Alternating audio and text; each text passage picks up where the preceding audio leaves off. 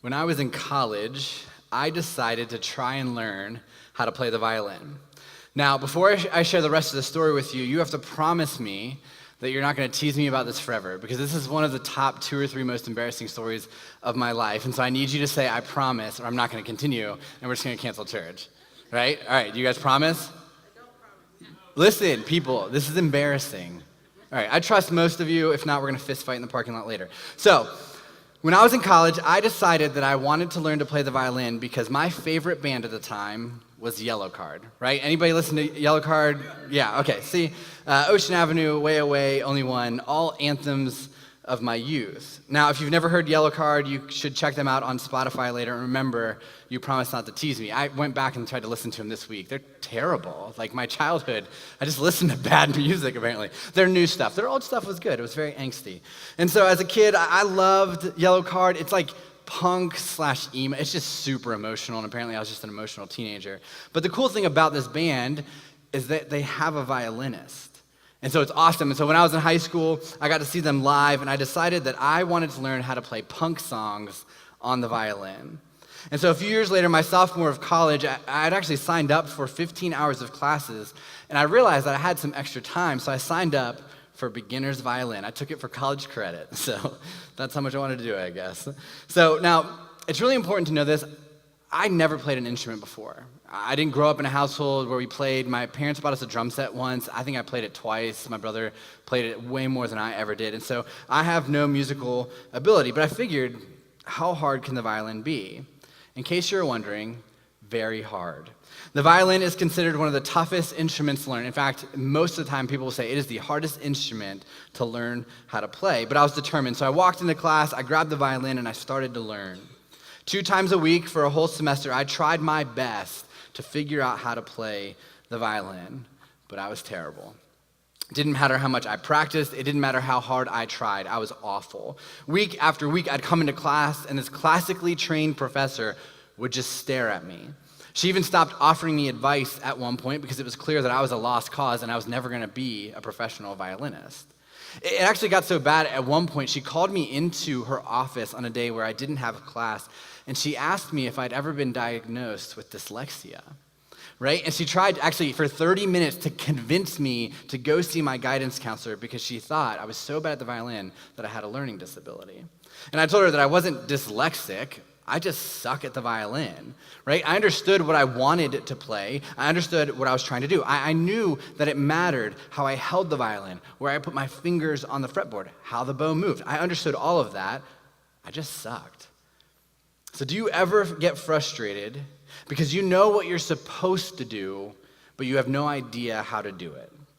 Right? You're learning to drive for the first time, and your instructor keeps telling you to line up the car with the parked car's tire on the right, and then turn the steering wheel all the way, and then slowly straighten it out. And you're like, this isn't working, right? I'm doing everything you're telling me, but it doesn't make sense because parallel parking is stupid. I'm just going to park in parking lots and garages for the rest of my life. So do you ever know what to do, but you just don't know how to do it? I believe that there are things in your life that you need to do. I believe that there are things in your life that you want to do, but you just don't know how to do them. And that's what we're going to be talking about today, because it's frustrating when you're trying to learn the violin or trying to figure out how to parallel park. But what we're really talking about is something deeper. We're really talking about your marriage, where you've had people tell you all the stuff that supposedly it takes to make a great marriage, but you don't know how to live that out in your marriage. Right? Or we're talking about work, where you want a job that you want to go to, but that's not your work environment. And so while you're at that job, you're just not sure how to get to a place of loving it. Right? And we're talking about that friendship you have that's just broken. And you know the book answers on what you're supposed to do, but you just don't know how to live that out in real life. What do you do when you know what to do, but you don't know how to do it? And that's what we're focusing on this week in the topic of honor. So we spent the last 3 weeks talking about the why and kind of the who when it comes to treating people as uncommon. And today we're working through the how. So today the question we're wrestling with is this: how do we honor? And so if you're taking notes, write this at the top. This is what it's all about. If you're not taking notes, you should probably still write this at the top of your page. It's that important. Because in this series, we've gotten good information, right? We've read powerful scriptures from the Bible. Last week, we even had an intense talk about how honor actually starts with our parents. And so we've gotten good stuff in this series, but the question is, how are we going to do it? We like this idea of honor. We like this idea of treating people as uncommon, but how do we do it in our own lives? So today, we're going to be looking at a story, and it's an interaction between Jesus and some of his closest followers. And this story will actually give us a tool, and it will teach us a very simple way of how we can honor people, how to treat other people as uncommon. And so here's the story. It's in Mark 10. It says this: They were now on the way up to Jerusalem, and Jesus was walking ahead of them. So they, meaning Jesus and his inner circle of 12 disciples, right, his closest followers, they are walking up toward Jerusalem. And the disciples were filled with awe, and the people following behind were overwhelmed with fear. Taking the 12 disciples aside, Jesus once more began to describe everything that was about to happen to him. Now, in the Bible, there are 4 biographies of Jesus called the Gospels: Matthew, Mark, Luke, and John. And they're each written from their namesake's perspective.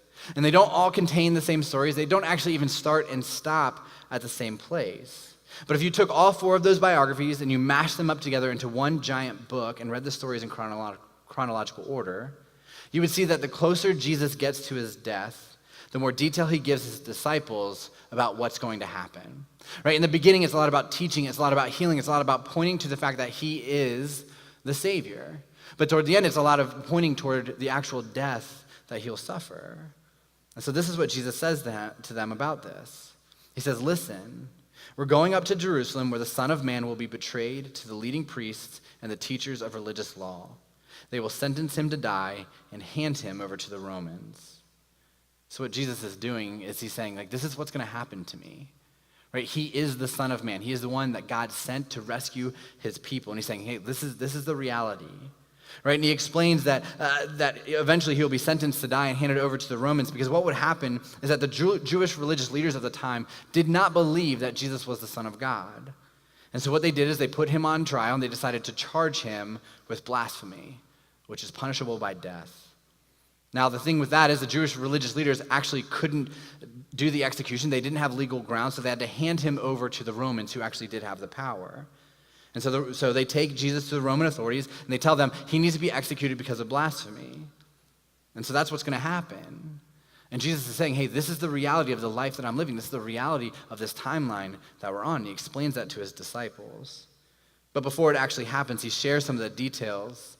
And he actually continues in this story. He says this: "They will mock him, spit on him, flog him with a whip, and kill him. But after 3 days, he will rise again." And so Jesus is going into great detail. In fact, it's the most detail he's given his disciples up to this point in his life. And he explains, they're going to mock me. In this story, we find out they end up saying to Jesus, hey, if you're the Son of God, why don't you just save yourself? And we find out they end up putting a sign above the cross that says King of the Jews. And they do that because they're mocking him. They spit on him. They flog him with a whip. One gospel even goes into detail and explains that the tips of the whip were made out of lead. They're going to kill him. But he finishes and says, but after 3 days he will rise again. He promises that he will conquer death, that he will resurrect. And so this moment is Jesus pouring out his heart to his boys, right? To his closest friends. They're approaching the cross. His execution and torture are imminent. And he's saying, I need to let you know what's going to happen. They're going to torture me. It's going to be horrible. It's going to be brutal. I'm going to die, but I'm going to come back. And to this moment in Jesus' story, this is the most intense and intimate thing that Jesus shares with his friends. And this is how they respond. And then James and John, the sons of Zebedee, came over and spoke to him. Teacher, they said, we want you to do a favor for us. And essentially they're responding, hey, Jesus, we need you to do something. We know that whole getting whipped and dying thing, sorry about that, that's going to be really tough. But listen, can you do us a solid, right? Do you ever have those moments where you hear somebody talk, but you don't really hear what they're saying because you're already thinking about what you're going to say next, right? Don't pretend. We all do that. Come on. It's a part of us. And that's what they're doing right now, right? They're not even listening to what Jesus is saying. They're already thinking about what they want, what they think is best for them. And I love how they even phrase it, and they ask, can you do us a favor? right? They don't even say what it is first. They want to know, like, will you say yes to this question before I ask you the next one, right? And you know how that works, right? You know when anytime somebody ever asks you, hey, can you do me a favor? They're about to ask you to do something you don't want to do, right? That's how we preface it. We're like, all right, if they say yes to this, they'll be more likely to say yes to the next thing. I do this all the time. I do this with my wife. I'm the worst. The kids will finally be in bed after a long day. Ray and I will be downstairs relaxing. I'll be watching the Orioles lose. Like, she'll get up to go make her lunch for the next day, and I'll ask, hey, can you do me a favor? And she'll say, yeah, of course, whatever you need. I'm like, oh, yeah, dude, totally forgot to do laundry. Will you do that for me? Right? Or I'll ask, hey, the dog needs to go out. Do you mind letting the dog out? But then also, can you do me a second favor, which is letting the dog back in, because she'll just start barking uncontrollably. And it usually results in her staring at me or rolling her eyes at me until I burst into flames at something. But I always try to soften the blow by asking, can you do me a favor? So that's what they ask. And Jesus responds in verse 36, and I wish I could hear his tone in this, because he's like, what is your request? Right? I always think of him as like a parent, like when the kids like keep asking you questions, and I'm actually like, okay, what do you want? And that's what Jesus is saying. And so they replied, when you sit on your glorious throne, we want to sit in places of honor next to you, one on your right and the other on your left. And so again, Jesus, we're sorry that you're going to die. That whip thing sounds terrible, but listen, when you get to heaven and you sit on your glorious throne, can we be your most honored people? Right? And they say, okay, Jesus, like, we know you're the most honored, you'll have the big throne, but can we have the one to the left and to the right? And that's what they're asking. Can we be the most honored people next to you? Now, time out really fast. This story is one of the reasons why you should read your Bible every day. Because one of the benefits of reading the Bible is as you read these stories, you begin to feel better about yourself. Because you begin to read about the people that Jesus chose to follow him, and you realize they're morons.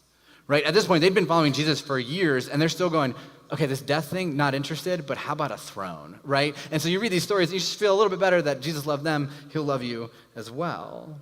And so that's why you read your Bible every day. All right, time in. Story continues.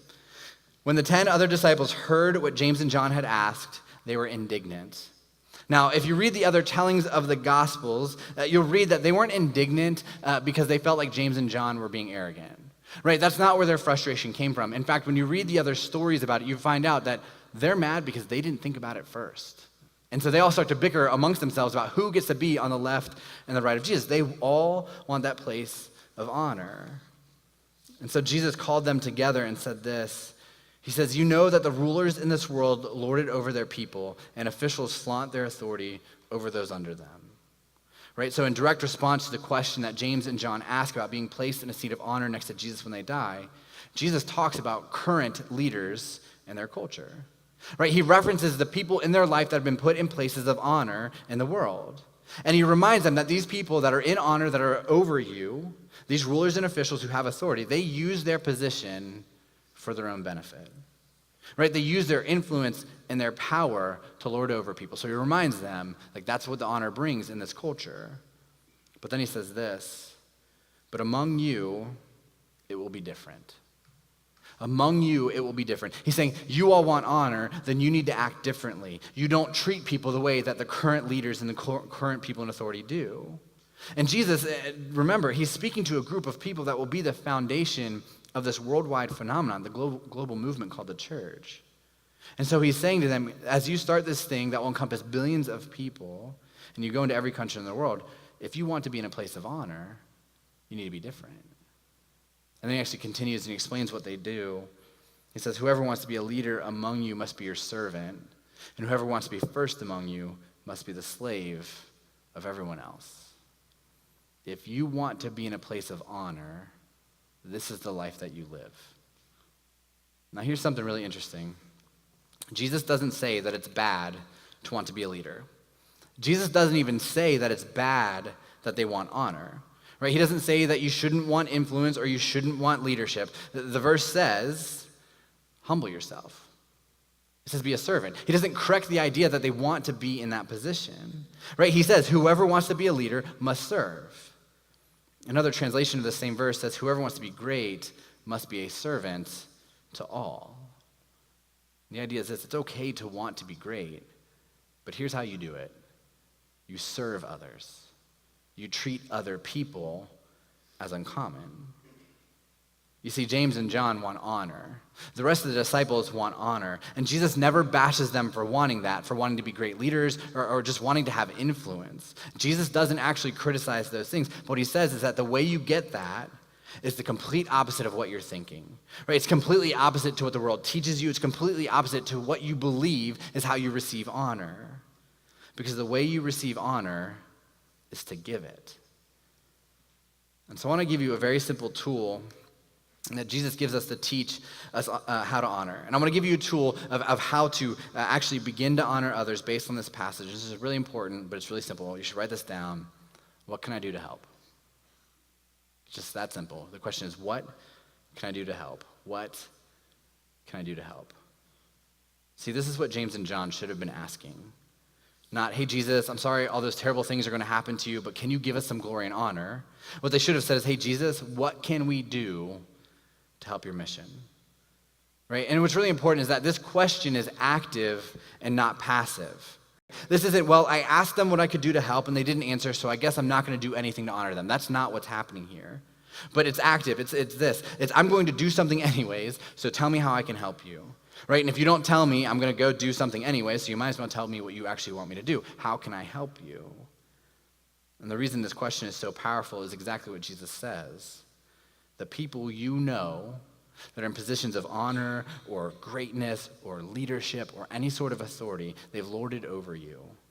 Right? So most people in those positions say, here is what you can do to help me. But when you follow Jesus, the question is different. Jesus says when you are in a place of leadership or influence, you ask, what can I do to help you? And this is a question that we ask as a church all the time. We're constantly reaching out to people and organizations trying to figure out what can we do to help. Like, we want to know how we can love and care for this city. And one of the answers that we get time and time again, one of the biggest needs in Frederick centers around the 11,000 kids who are in this county that are food insecure. And so a few weeks ago, I teased you all about a big event that's going to be happening this summer, and so here it is. So this summer, West Frederick Middle School is actually going to be refinishing the floors in the gym. So we're going to be out of this gym on July 7th and 14th. On July 7th, we're going to do church in the cafeteria. Our team's already working on a way to make that awesome. But on July 14th, instead of doing back-to-back weeks in the cafeteria, we're doing an event. And so we're going to cancel church here, and we're going to meet in the community, and we're hosting an event that we're calling the Grocery Store Buyout. Think of it as supermarket sweep, only instead of picking up a bunch of coffee and ham, you pick up food that then you get to help hungry kids when school starts. And so that's what we're going to do. You'll show up between 9 and noon to the Wise Market on Prospect Boulevard. Our tents will be set up. We'll have a bunch of things going on. And when you show up, we'll give you a list.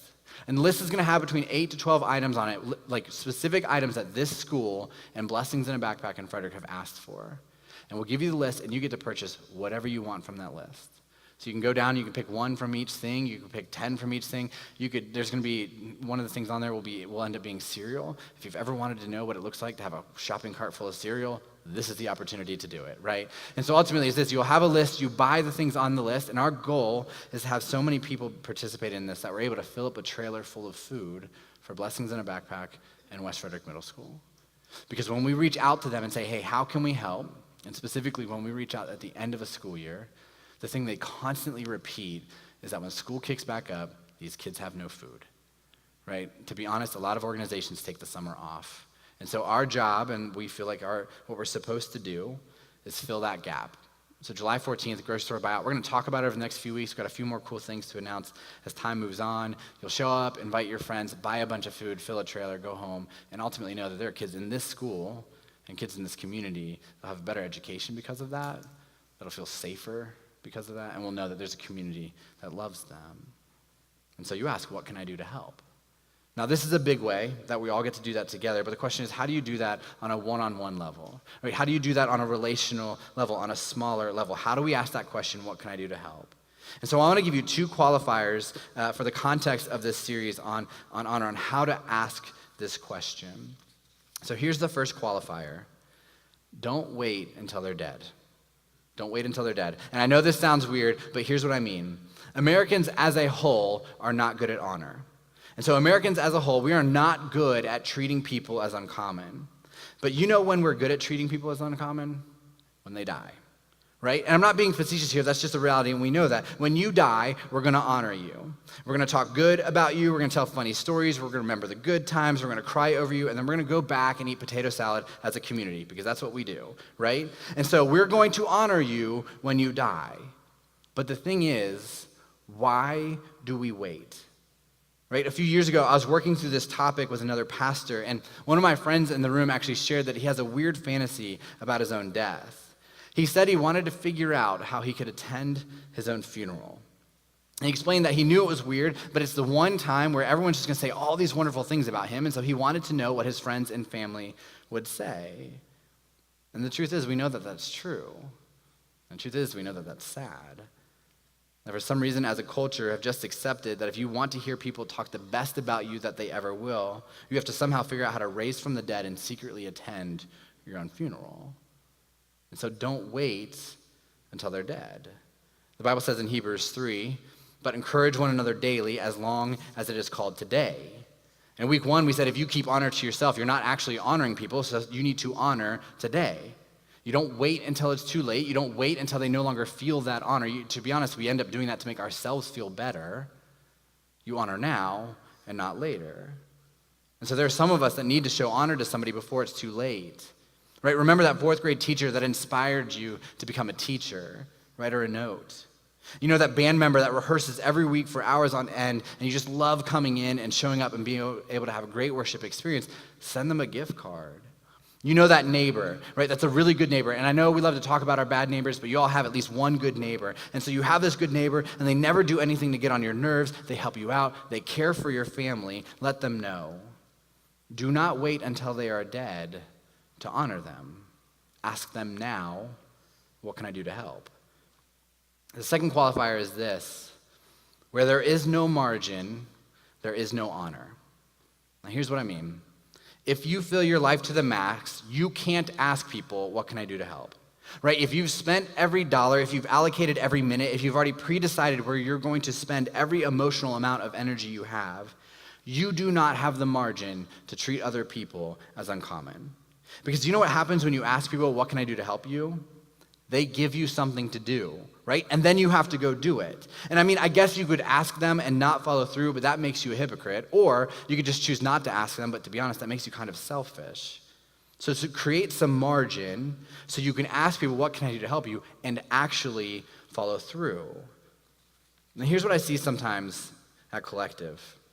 This doesn't tend to be people I meet in the lobby, but people I meet downtown at one of the breweries, Baker Park, something like that. And these people will come up to me and they'll say, and I'll be wearing like a Collective shirt or a Collective hoodie or something like that, and they'll say, listen, I love Collective. They'll say the preaching is great, Collective Kids is great, worship is amazing, the love for Frederick is wonderful, but I just don't know anybody. Right? And so I'll hear that from time to time. They say, I just don't know anybody. And I get that. I would struggle to be a part of a church if I didn't know anybody.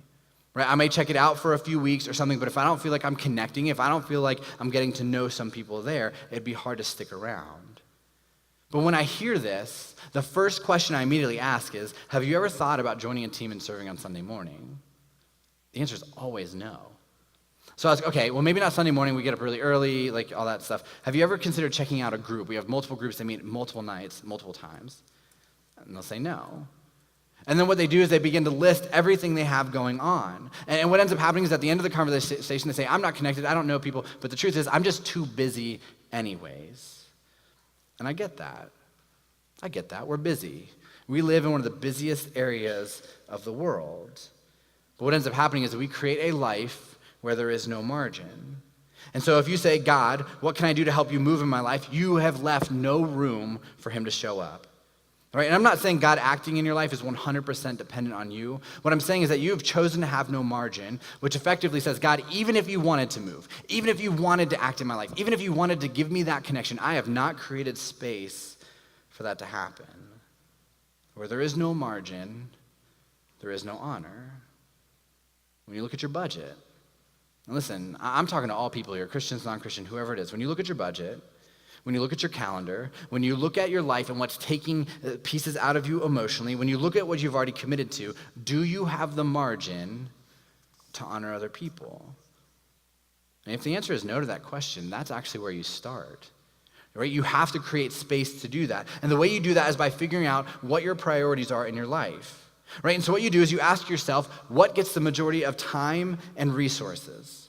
And if you were to go home today and you were to make a list and you were to list out everything that takes your time, your money, and your energy, and you were to list them from 1 to 50, 1 to 100, whatever it may be, you'll realize that you don't have enough margin because you prioritize Netflix over honoring other people. Right? You'll realize that you prioritize your car over honoring Jesus. You'll realize that your priorities and subsequently your margin belong to things that do not create space to give honor. And because of that, you treat your friends, your family, your coworkers, and even Jesus as common. Now let's look again at what Jesus says in Mark 10. He doesn't say whoever wants to be a leader must intend to serve others, right? He doesn't say whoever wants to be a leader must desire to serve others. He doesn't say whoever wants to be a leader must have good intentions of serving others and your heart must be in the right place, but life is overwhelming and just forgets about it and that's okay. He says whoever wants to be a leader among you must be your servant. See, I want to honor people. I just forget. I know that I should treat others as uncommon, but it gets pushed aside. So I've realized for me that I don't have the space to do it. I don't have the space to do it well, and so I have to make it a priority. In your marriage, do you have time set aside regularly where it's just the two of you and you can honestly ask your spouse, what can I do to help you? Right? Help you get that project done, help you take that trip, help you have more fun, help you achieve that education. What can I do to help you? In your business, is it all about you telling everyone else what to do? Or do you have a system where your people know that you're going to sit down with them on a regular basis and ask, hey, what can I do to help them? And you're actually going to follow through. In your parenting, do you create environments where you can ask your kids, what can I do to help you? And it's actually a safe place for them to answer that question. After Jesus challenges his disciples to be different and to choose honor by serving others, he finishes his teaching by giving them the most powerful reason to trust what he's saying. And this is what he said to close out this conversation. He says, "For even the Son of Man came not to be served, but to serve others and to give his life as a ransom for many." He's saying the way you lead is by serving others. And if you want an example of that, just look at me on the cross. Right? Jesus is asking, do you want honor? He's asking, do you want to be great? He says, then be a servant of all. And if you're wondering how far to take it, watch me. The reason that Christians ask, what can I do to help, is because Jesus asked it first. Jesus asks, what can I do to help? And so what ended up happening is Jesus went to the cross because the only way that we could have a relationship with God was for someone perfect to die in our place. And that's called grace. Because Jesus said, what can I do to help? Your past can be forgiven and your future can be secured. That's why we celebrate baptism here at Collective. Right? Baptism is the death of your old self and the raising up of a new life. If Jesus can help you in any way, it's that. It's forgiveness. It's grace. Last week we celebrated when David was baptized, and if you were here, when he was done, he just sat in the tub for a few minutes and just looked up to God. For years in his life, he's been asking everyone else in the world, what can you do to help me? And they've given him no answers. But he realized when he asked Jesus that same question, it was freedom. It was hope. It was life. And so Jesus asks, what can I do to help you? And the answer is what sent him to the cross. His grace is a free gift, and the reason why we should honor other people is to point people toward that, toward his love, toward his freedom, toward his hope. Now, I know that the reality is that for a handful of people, this sermon might feel like a waste of time, right? Because you're thinking, hey, Michael, nice talk, but for you in the situation that you're in right now, you can't think for a second about helping somebody else because you feel like you're at the end of your rope. So what we want you to know today is that Jesus came to help you. He didn't come to burden you. He came to set you free. He came to comfort you. He came to pick you up. He came so you could live freely and lightly. And so if you're thinking right now, I've just got nothing, that's okay. Just know that Jesus is asking you, what can I do to help you? And even though you might not have an answer right now, and even though you're not sure you'll ever be able to ask that same question to somebody else, Jesus is holding on to you, and he's not letting you go because of that. And even if you feel like you have nothing to offer, you have everything Jesus ever wants, which is yourself. He simply wants you. He wants to be in a relationship with you, to serve you, to give his life for you. If at some point you choose to take that step and hold on to him just a little bit, there will become a point when you have just a little bit to give, and he will give you the strength to ask, what can I do to help you? See, if we want to be people of honor, if we want to be people of influence, it starts with us serving. It starts with us caring about other people. It starts with us humbling ourselves to honor and treat other people as uncommon. Let's pray. God, thank you so much for the help that you offer. God, because so often we look at our own life and we look at our pain and we look at our circumstance, we look at our sin. God, we look at our marriage, we look at our jobs, our friendships, and we don't really know what to do. God, we know they're broken. We know what we want to do. But God, so often we don't even know where to turn. And so God, we're so thankful that in any of those moments, we know that you're waiting for us. God, that you're reaching out for us, that you're asking the question, how can I help you? God, thank you that it doesn't have anything to do with what we do, how good we are, the right things that we do.